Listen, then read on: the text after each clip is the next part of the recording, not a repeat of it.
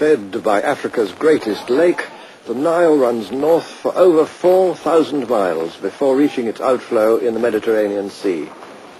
It's the longest river on Earth, and no river anywhere pushes on so relentlessly through mile after mile of vast and rainless desert regions, while tumbling down from the mountain plateau of Ethiopia.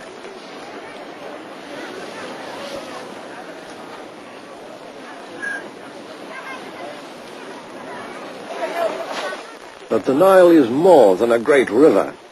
It's a whole library of the history we're looking for. From the earliest times of human settlement along the river, some 10,000 years ago, the Nile was the giver of life to ancient communities who came to its banks and found on fertile soil that was enriched unfailingly, year by year, by the flood of silt.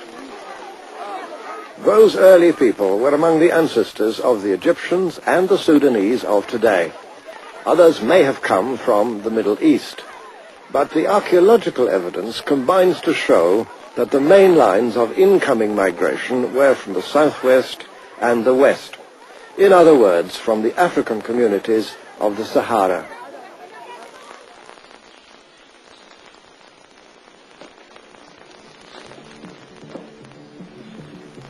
"5,000 years ago, this homeland had already become the scene of a civilization in many ways unmatched anywhere else in the ancient world. This is where we have to begin, in the Egypt of the pharaohs, in the African land that was the gift of the god of the Nile. It's easy enough to believe within these corridors, built to a gigantic scale and yet wonderfully proportioned, that you've entered a world sprung complete from the lap of the gods. Egypt of the pharaohs was the greatest and the oldest and the most inventive of all the high civilizations of antiquity. And it flourished for 3,000 years. It set a pattern, an example for peoples near and far. But where were its roots, its origins, its starting point? Most of us have believed or have been taught that the glories of the pharaohs could never have been created by African people or African ideas, because it's been said Africans could never have built a high civilization. Here reigned for dynasty after dynasty the kings who wore the double crown, the combined crown of Upper Egypt and of the Delta. But what had they to do with Africa?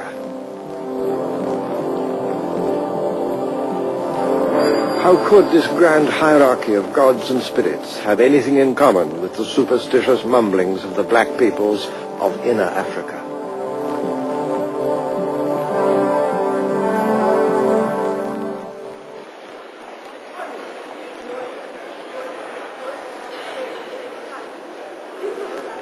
Wandering among the treasures of the Cairo Museum, it's easy to think of the Egypt of the pharaohs as a civilization complete within itself, owing little or nothing to outside influences from whatever source, entirely its own creation.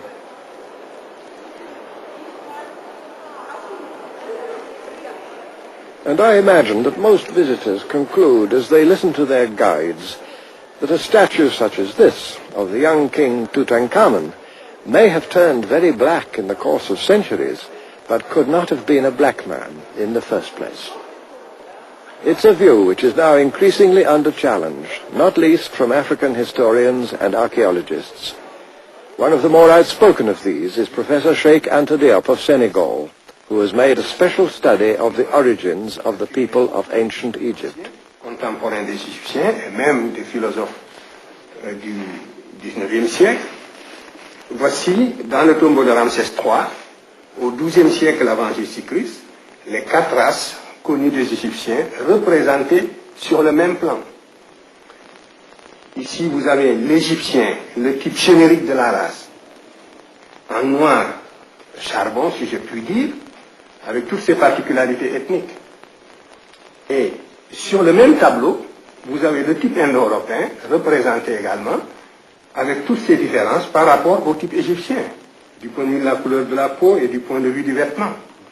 Et ici, vous avez les autres Africains qui habitaient à l'époque l'intérieur du continent représentés de la même façon que les Égyptiens. That particular painting, however, is a rare exception, the only one, as far as I know, that so clearly makes the professor's point. For the most part, the ancient Egyptians had themselves portrayed as reddish pink, but of course they intermarried with Asians, and even more with other Africans. Many of their noble ladies were Nubians, and lovingly portrayed as such. This painting comes from the tomb of Hemaka, clearly a black lady, with a handmaiden behind her, just as surely white.